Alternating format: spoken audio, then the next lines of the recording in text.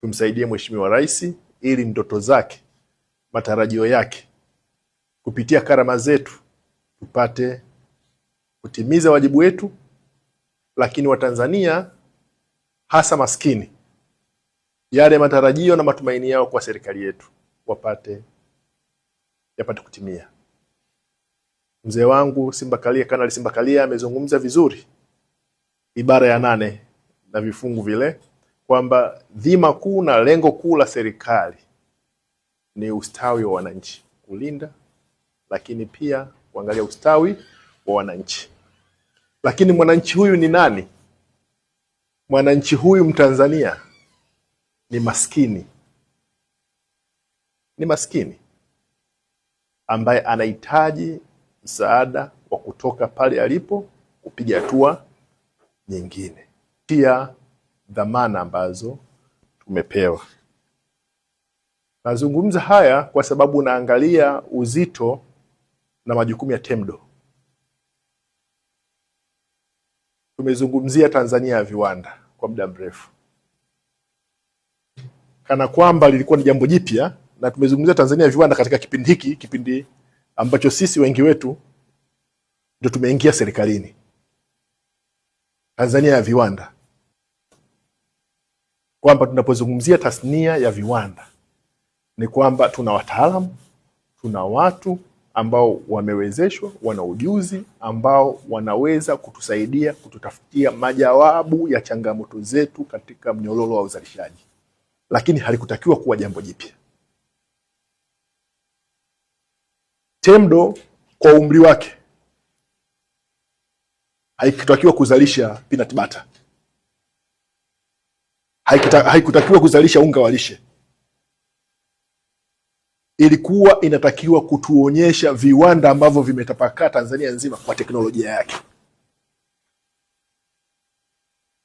Ilikuwa inatakiwa kutuonyesha replica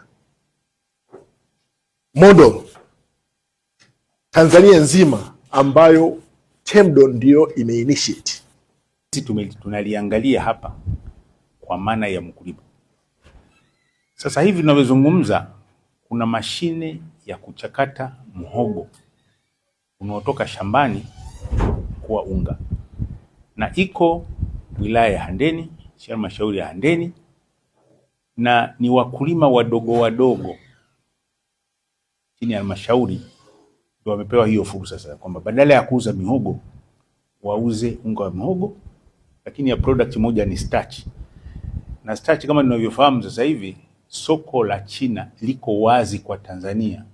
Hii tunakota kitu kama tani milioni 1. Sasa hizo mashine sio, naamini zinaenda kuwakomboa wakulima wadogo miwa, wazalishe sukari, lakini vile vile wataongeza, wakiwa wengi ya kutosha, wataongeza uwezo wa nchi kuzalisha sukari.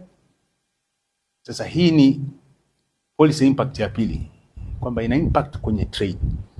Tukizalisha sukari kwa wingi badala ya kuimport, tunaingia kwenye import substitution. Mpaka sasa kama nilivyosema, tumetengeneza vifaa vya wastani wa shilingi bilioni 2.3, na hii ni kusaidia matumizi ya fedha za kigeni ambazo hizi zitakiwa zitumike kwa ajili ya vifaa kutoka nje ya nchi. Tengenezea tani 20 za sukari kwa siku, na tayari tuna wateja 6, na hawa tutakwenda kuwasevu ndani ya miaka 2-3. Kila mteja atakuwa amepata kiwanda cha TEMDO. Na kwa upande wa mradi wa vifaa tiba, lengo letu ni kuhakikisha kwamba tunapunguza import substitution ili kuhakikisha kwamba vifaa tiba vinatoka humu nchini. Na tunatengeneza vifaa tiba vya aina mbalimbali vya grade tofauti kwa ajili ya lengo likiwa kupunguza thamani matumizi ya fedha, lakini pia vifaa hivi vipatikane humu nchini. Na kwa kutengeneza vifaa humu nchini pia tunatengeneza ajira kwa vijana wetu. Na